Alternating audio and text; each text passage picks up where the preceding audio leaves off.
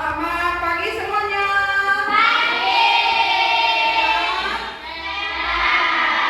Sehat semua. Ada yang tak masuk hari ini? Ada. Mana yang laki-laki? Dipanggil Pak Darmonis ya? Ya. Sebelum mulai pelajaran seperti biasa, kita baca doa dulu, duduknya rapi. Kalau masih biasa, siap kan?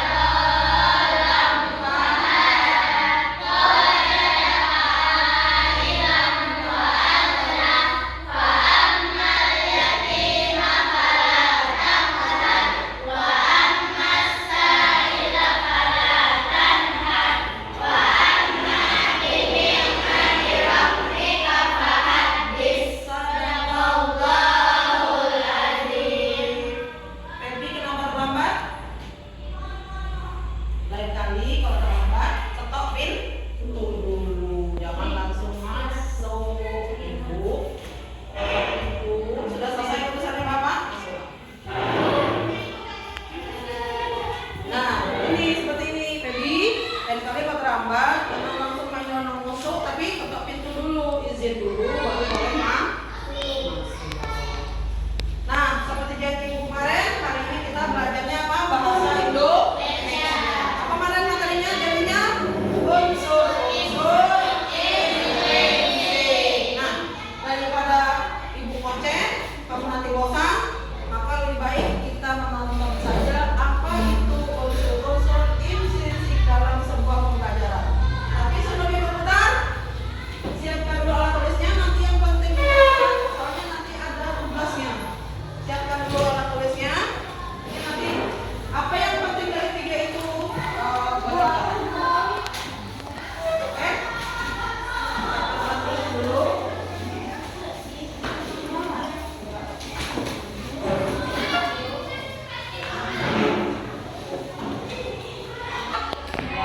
Mari lihat ke depan.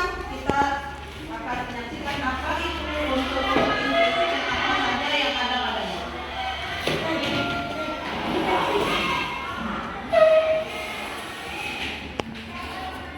Lalu gabungan dari anggun maju. Halo, Hujan bikin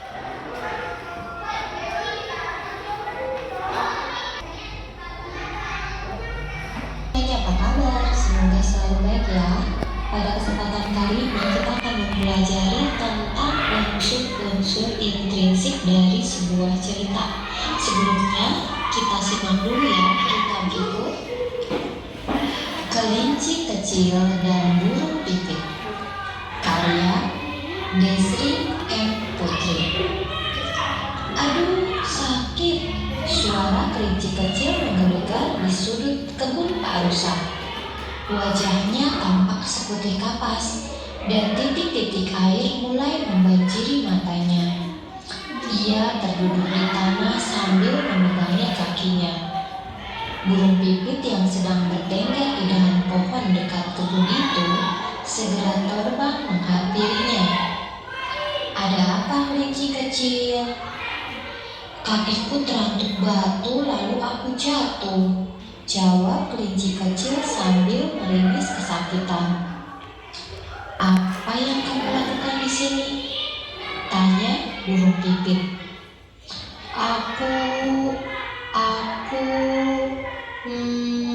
Aku mau mengambil wortel itu. Kelinci kecil menunjuk ke arah tanaman wortel di kebun Pak Rusa. Wah, kamu mau mengambil wortel Pak Rusa tanpa izin? Tanya burung pipit. Iya, aku melihat daun-daun tanaman wortel itu melambai-lambai memanggilku, jawab kelinci kecil dengan kepala tertunduk. Sebaiknya kamu minta izin dulu ke Pak Rusa. Aku sering melihat Pak Rusa membagikan wortel-wortelnya ke binatang lain yang membantunya berkebun. Burung pipit menjelaskan. Mengapa kau berada di luar sarang?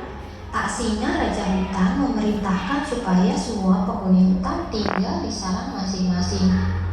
Saat ini ada wabah penyakit yang sedang menyebar ke seluruh hutan. Aku bosan, aku 2 minggu berdiam di sarang, jawab kelinci kecil. Pikirannya menari-nari teringat pesan ibu tadi pagi. Ibuku bilang hanya induk-induk binatang yang boleh keluar secara bergantian untuk mencari persediaan makanan. Bila bertemu dengan binatang lain, tidak ada yang boleh bersentuhan. Harus menjaga jarak dan kebersihan supaya tidak tertular penyakit ini. Ibumu benar, kau seharusnya mematuhi perkataannya, tegas burung pipit. Kau bisa membantu ibu membersihkan sarang, memasak atau berolahraga bersama, saran burung pipit. Pipi kelinci kecil merona kemerahan, lalu ia berkata dengan suara lirih. Ibuku pun mengatakan hal yang sama, tetapi aku tidak mengacuhkannya. Diam-diam aku pergi dari sarang, dan inilah yang terjadi. Sebaiknya kau segera pulang dan meminta maaf pada ibumu, balas burung pipit. Iya, aku akan segera melakukannya. Terima kasih burung pipit sudah menyadarkanku. Kelinci kecil bergegas pulang dan berjanji dalam hati tidak akan mengulangi perbuatan ini lagi. Burung pipit tersenyum dan terbang jauh.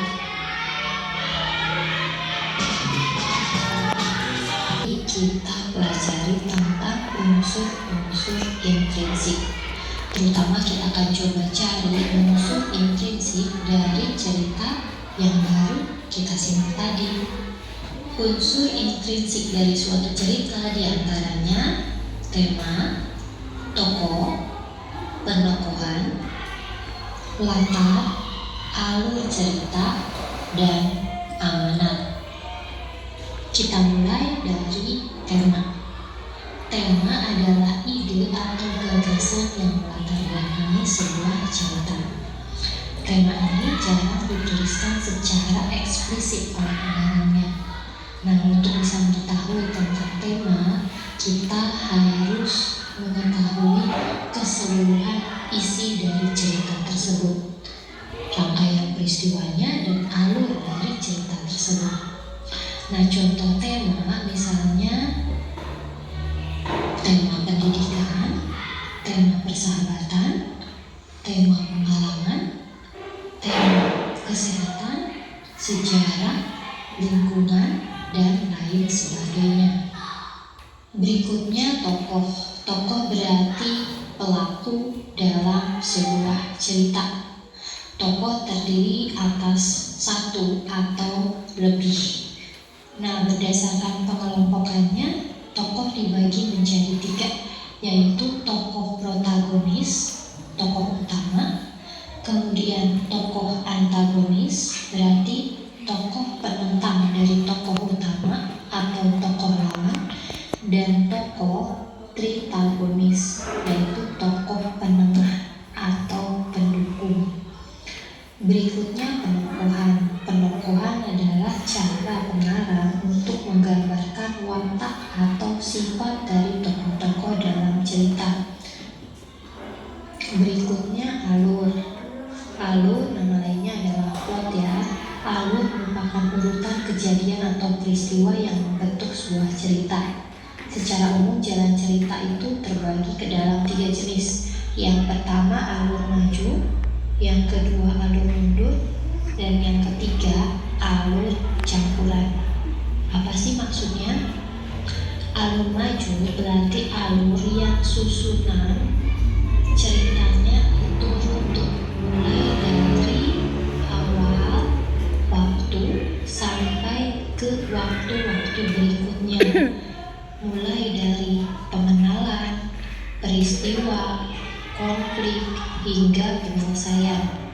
Sedangkan alur mundur, alur yang mulai dari peristiwa terakhir, lalu mundur ke peristiwa awal atau peristiwa masa lalu.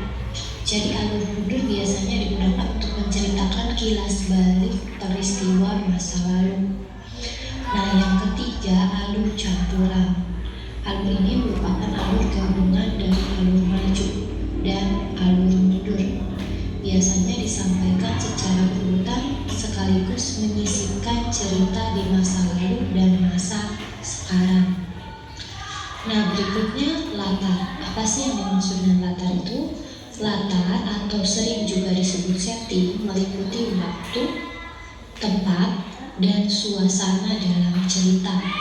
Latar ini berfungsi untuk memperkuat situasi terhadap jalannya sebuah cerita. Latar terbagi menjadi 3, yaitu latar tempat, latar waktu, dan latar suasana. Latar tempat berarti tempat terjadinya suatu peristiwa dalam cerita tersebut. Sedangkan latar waktu berarti waktu terjadinya peristiwa. Misalnya jam berapa, hari apa, musim apa, tahun apa, dan sebagainya. Yang lainnya latar suasana, berarti menyangkut suasana yang terjadi dalam peristiwa tersebut. Biasanya bahagia, sedih, sukacita, tegang, dan lain sebagainya. Nah, yang terakhir adalah amanat. Amanat merupakan pesan yang disampaikan oleh pengarang. Biasanya amanat mengandung nasihat atau pesan moral yang tujuannya untuk direnungkan kembali oleh pembaca. Jika hal baik bisa ditiru, jika tidak baik berarti harus dihindari. Nah, sekarang mari kita cari unsur intrinsik dari cerita Kelinci Kecil dan Burung Pipit. Nah, kita lihat dari judulnya dulu. Berarti judulnya adalah Kelinci Kecil dan Burung Pipit. Nah, berikutnya tema. Tema ini mengenai tentang apa cerita tersebut. Tema dari cerita tersebut adalah pendidikan. Di sini merupakan pendidikan karakter supaya kita patuh kepada orang tua. Nah, berikutnya adalah tokoh dan penokohan. Nah, tokoh pada cerita tadi adalah Kelinci Kecil dan Burung Pipit. Sedangkan penokohannya, Kelinci Kecil itu bisa dikatakan sifatnya pembangkang atau tidak patuh, karena dalam cerita disampaikan bahwa ibunya sudah menasihati untuk tinggal di rumah, tetapi dia malah pergi ke kebun Pak Rusa. Bisa juga disampaikan kalau sifat dari kelinci itu adalah cengeng, karena dalam cerita tersebut disampaikan bahwa kelinci menangis. Nah, kalau untuk sifat dari burung pipit berarti dia penolong, karena dia ketika mendengar suara orang yang mengadu, menangis, dia datang untuk sekedar mencari tahu atau membantu. Nah, sekarang kita akan cari tahu tentang latarnya. Latar ini menyangkut kapan di mana cerita itu terjadi. Nah, di sana disampaikan ceritanya adalah di kebun Pak Rusa. Jadi untuk latar tempat adalah di kebun Pak Rusa. Nah, untuk latar suasananya berarti menyedihkan.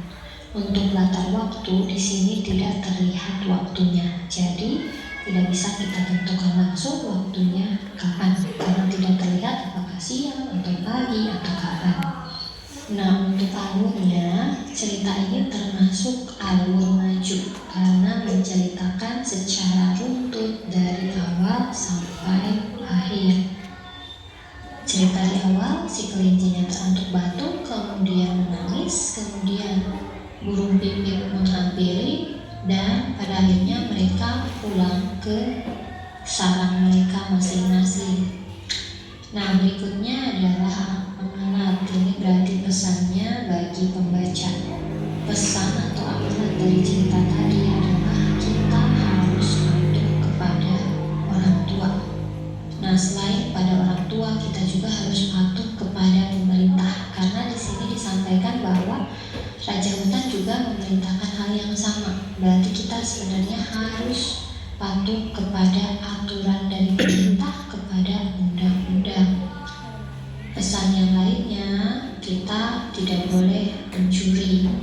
Kita harus saling menolong. Kita harus meminta maaf ketika kita melakukan kesalahan.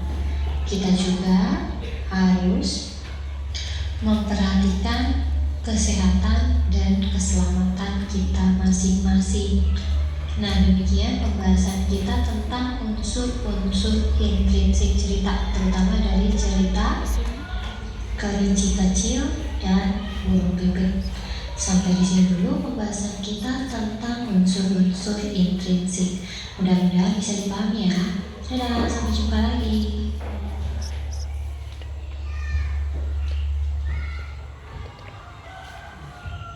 Nah, dari cerita tadi, apa yang kamu tangkap tentang unsur-unsur intrinsik? Ayo.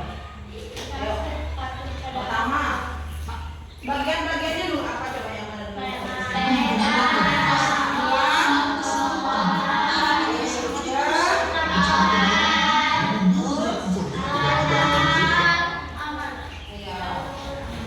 Kalau gitu, kita coba berkelompok di tugasnya berkelompok. Dari yang kita pelajari tadi, kalau lihat seberapa besar kalian memahami, nanti kita tukarkan jawabannya dengan temannya. Nanti berkelompok, boleh kerja berkelompok. Ini berkelompok. Oke, silakan isi sama-sama. Gotong royong. Silakan kerjakan. Diberi waktu. Silakan dikerjakan. Jawabannya boleh di sebelah yang sebelah sini atau boleh di sebelahnya, ada apa-apa. Silakan kerja sama. Dari yang tadi siapa yang ini, siapa yang mengubah pikiran, silakan dikerjakan sama-sama. Gotong royong. Ini kelompok 1, yang ini kelompok 2, dan yang sana kelompok 3. Ini kelompok 3 ya. Pasti nama kelompoknya kelompok 3, sini 2. Ya, kelompok 3. Hari-hari tanggal hari Kamis, tanggal Rabu Kamis. Yang lain punya ide menjawab. Akan bantu yang satu menulis, yang lain punya ide menjawab dari apa yang telah kita dengarkan tadi. Supaya nanti itunya dulu, jawab di bawahnya. Silakan.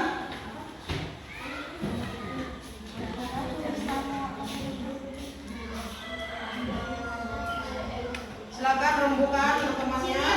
Iya, di bawahnya saja buat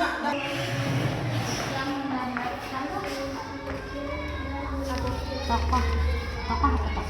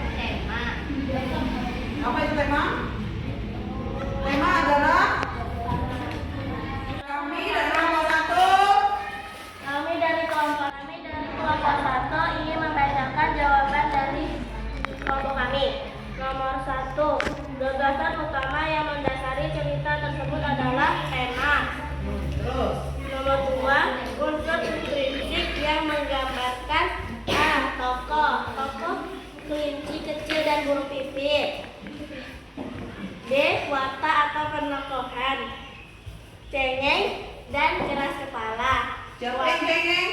Kelinci. Oke, yang cengeng. Yang baik siapa?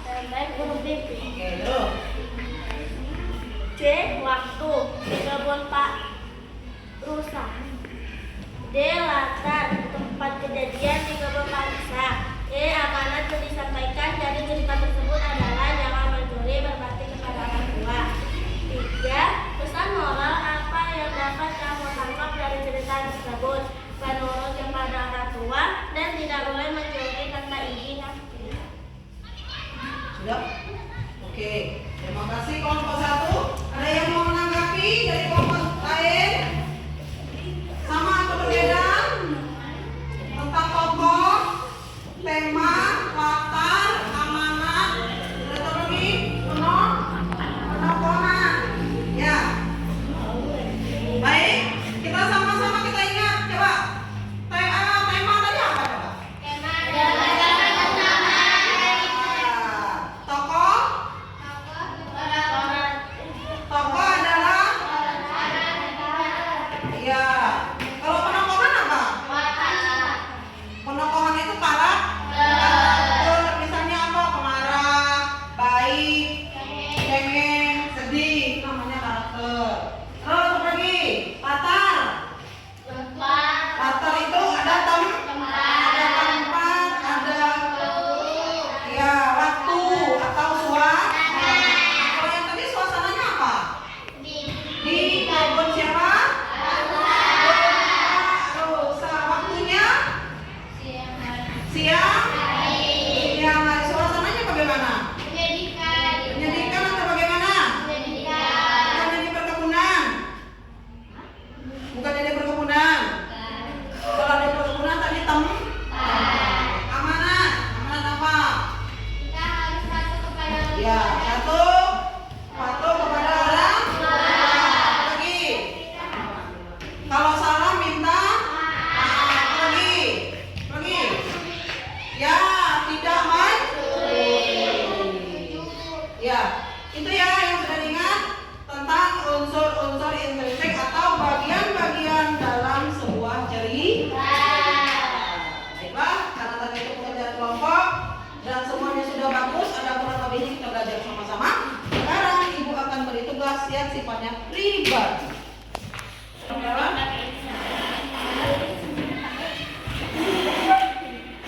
Ditulis nama yang jelas ya, itu hanya menjodohkan. Baca soal di sebelah kiri lalu jodohkan dengan jawaban yang ada di sebelah kanan. Tadi sifatnya apa? Oh ya, itu dulu ada. Nih. Buat nama yang jelas. Harinya. Sudah semua? Ya, sudah mari tukarkan beban jawabannya dengan temannya, tidak boleh mengoreksi sendiri. Iya. Sudah selesai? Coba nomor 1 apa jawabannya? Ya. Apa baca soalnya dulu ayo. Coba baca soalnya. Coba satu saja yang baca. Coba Naila baca nomor 1. Unsur yang menggambarkan tokoh. Jawabannya penokohan. Namanya?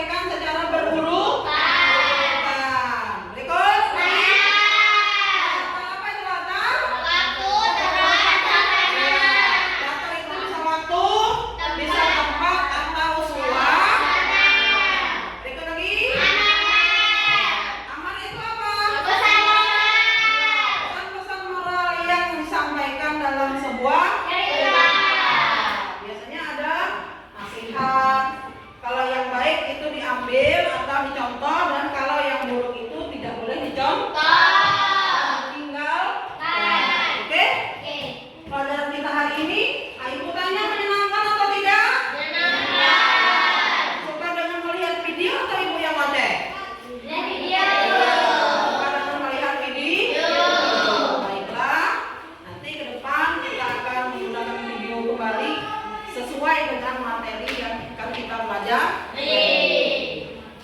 Kita akhiri pelajaran hari ini dan jangan lupa untuk minggu depan kelanjutan pelajarannya jangan lupa belajar dulu. Supaya kalian pintar, maka banyak-banyak membaca buku di rumah. Lihat video yang di dalamnya ada unsur-unsur intrinsik. Sama-sama kita baca siapkan tak?